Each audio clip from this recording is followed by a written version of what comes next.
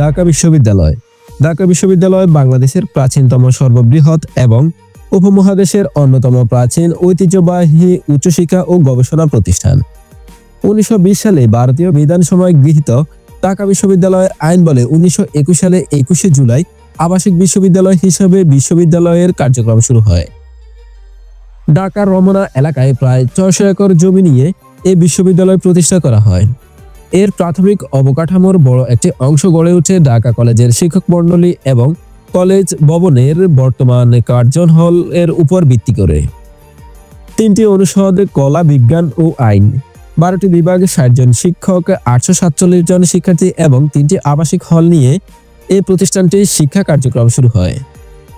কলা অনুষদের অধীনে 8টি বিভাগ, সংস্কৃতি ও বাংলা, ফার্সি ও উর্দু, ইংরেজি শিক্ষা, ইতিহাস, আরবি ও ইসলামিক স্টাডিজ, দর্শন এবং রাজনৈতিক অর্থনীতি। বিজ্ঞান অনুষদের অধীনে ছিল পদার্থবিদ্যা, রসায়ন এবং গণিত। আইন অনুষদের অধীনে ছিল শুধুমাত্র আইন বিভাগ।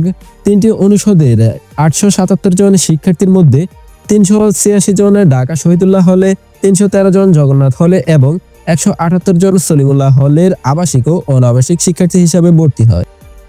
বর্তমানে বিশ্ববিদ্যালয়ে 13টি অনুষদ, 83টি বিভাগ, 13টি ইনস্টিটিউট, 57টি ব্যুরো ও গবেষণা কেন্দ্র, 1986 জন শিক্ষক, 47,197 জন শিক্ষার্থী এবং 19টি আবাসিক হল ও 4টি হোস্টেল রয়েছে। বর্তমান শিক্ষকদের প্রায় 2/3 ইউরোপ, আমেরিকা, এশিয়া এবং অস্ট্রেলিয়ার বিভিন্ন বিশ্ববিদ্যালয় থেকে ডিগ্রিপ্রাপ্ত। অনেকেই শিক্ষা ক্ষেত্রে বিশেষ অবদানের জন্য আন্তর্জাতিক খ্যাতি অর্জন করেছেন। এই বিশ্ববিদ্যালয়ের এই ছাত্র বাংলাদেশের বিশিষ্ট অর্থনীতিবিদ ও গ্রামীণ ব্যাংকের প্রতিষ্ঠাতা এবং বাংলাদেশের প্রধান উপদেষ্টা ডক্টর মোহাম্মদ ইউনূস 2006 সালে শান্তিতে নোবেল পুরস্কার লাভ করেন। ঢাকা বিশ্ববিদ্যালয়ের অনেক শিক্ষকই বর্তমানে পৃথিবীর বিভিন্ন খ্যাতিসম্পন্ন বিশ্ববিদ্যালয় ও শিক্ষা প্রতিষ্ঠানে গুরুত্বপূর্ণ পদে বহাল আছেন। প্রাথমিক বছরগুলিতে ঢাকা বিশ্ববিদ্যালয়ের ছাত্র শিক্ষকগণ কঠোর পরিশ্রমের মাধ্যমে শিক্ষার উচ্চমান বজায় রাখতে সচেষ্ট ছিলেন, যার ফলশ্রুতিতে এই প্রতিষ্ঠান প্রাচ্যের অক্সফোর্ড হিসেবে খ্যাতি লাভ করেন।